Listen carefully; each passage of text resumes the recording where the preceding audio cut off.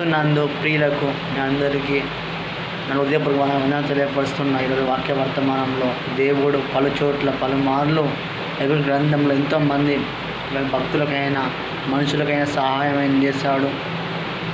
నీవు ఏ కష్టంతో, ఏ బాధ, ఏ వేదంతో బాధపడుతున్నావా, ప్రతి వేదన తొలగించే యేసుప్రభు వైపు తిరుగు. యేసుప్రభు మాత్రం మీరు ఒక సహాయం చేస్తాడు. ఎవరు నీకు సహాయం చేయరు. సహాయం చేసేవాడిని దేవుడు సిద్ధపరిచే దేవుడు యేసుప్రభు దేవుడు మాత్రమే. ఈ లోకంలో ఎవరు నీకు సహాయం చేయరు. దేవుడిని నడిపిస్తాడు. మొదటగా నువ్వు ఆయన వెంబడించు, ఆయన నామాన్ని స్మరించు, ఆయనలో నువ్వు ఎదగాలి. ఫస్ట్ ఆయనలో నువ్వు డెవలప్మెంట్ ఎప్పుడైతే అవుతావో మాత్రమే అప్పుడే ఆ డెవలప్మెంట్ అయినప్పుడు మాత్రమే ఆయన పక్షానికి గొప్ప కార్యం చేస్తాం. మొదటిగా నువ్వు ఫలించాలి, అభివృద్ధి పొందాలి, దేవుని భాగం ముందు నడవాల్సిన మాత్రమే దేవుని పక్షాన్ని గొప్ప కార్యం చేస్తున్న విషయం మర్చిపోకు. మొదటిగా నీ యొక్క హృదయాన్ని ఆయనకి ఇచ్చినప్పుడు, ఈ ఆలోచన తలంపులు అన్నీ ఆయనకి ఇచ్చినప్పుడు దేవుని ఎవరిని పక్షాన్ని గొప్ప కార్యం చేస్తాడు అనే విషయం మర్చిపోకు. మొదటిగా నువ్వు ఆయన రాజ్యాన్ని వెతుకు, దేవుని పక్షం గొప్ప కార్యం చేస్తాడు. ఆ రాజ్యాన్ని వెతుకు, ఆయన నీతిగా నువ్వు నీతి కలిగి ఉండు.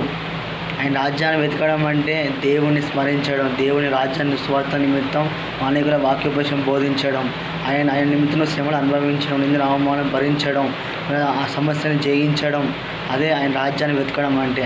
ఆ రాజ్యాన్ని వెతకడం అంటే ఆత్మని కారణం, ఆత్మ మీద ప్రయాసపడడం, ఆత్మ నిమిత్తం ఉపవాసం ఉండడం, ఆత్మ నిమిత్తం ప్రయాసం అనే భారం మోయడం అనేది ఆయన రాజ్యాన్ని వెతకడం అన్నమాట. నీతి నిమిత్తం నువ్వు శిక్షణ పొందాలి దేవుని ఎదుట. ఎలా నువ్వు శిక్షణ పొందావు అంటే మొదలుగా నువ్వు ప్రార్థన బలంగా చేసినప్పుడు, నువ్వు దేవుని సహవాసంలో నడుస్తున్నప్పుడు, నువ్వు దేవుని యొక్క జీవితం యాత్రలో మంచిగా నడుస్తున్నప్పుడు దేవుని పక్షమున్న గొప్ప కార్యం చేసి ఆ నీతి నిమిత్తం ఆయన శిక్షణ కలగజేసి ఆ నీతి నిమిత్తమైన రాజ్యం వైపు నువ్వు నడుస్తావు. అదే ఒక నీతి సంబంధమైన శిక్షణ దేవుడు ఇచ్చే నిన్ను పలురాళ్ళకు రాజ్యం ఒక వారసుడు, సైనికునిగా, ఒక వ్యక్తిగా, ఒక యాజకునిగా అయినా, ఒక సువార్థికుని బోధకునిగా అయినా, ఒక ప్రవక్త లాంటి ఒక వ్యక్తిమైనా సరే దేవుడిని సిద్ధపరుస్తావు. మొదటిగా నువ్వు ఏం చేయాలంటే దేవుని యొక్క నీతిని అనుసరించి నడవాలి.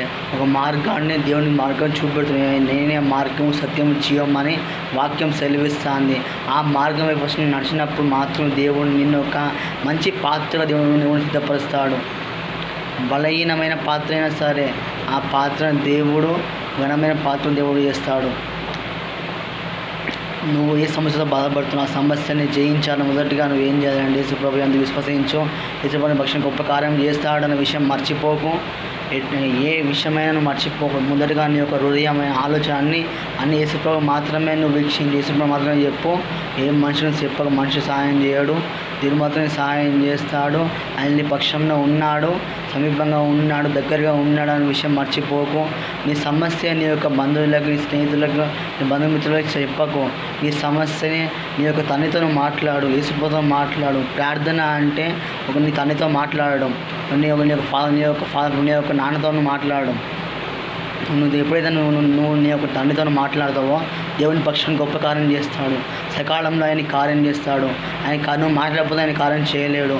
తండ్రి యేసుప్రభు దేవుడు నీ కోసం ఎదురు చూస్తాను. నా కుమారుడు నా విషయమై ఈ సమస్య నిమిత్తం ప్రార్థన చేస్తాడు, నన్ను అడుగుతాను, నేను కార్యం చేయడానికి నేను సిద్ధంగా ఉన్నాను అని దేవుడు ఎదురు చూస్తాడు. నువ్వేం చేయాలి? దేవుని యొక్క ఆ యొక్క నిర్ణయాన్ని నువ్వు పోగొట్టద్దు. దేవుడు నీ కోసం ఎదురు చూస్తాడు. దినమేళ్ళ ఆయన చేతులు చాపి ఆయన నీ కోసం ఎదురు చూస్తాడు.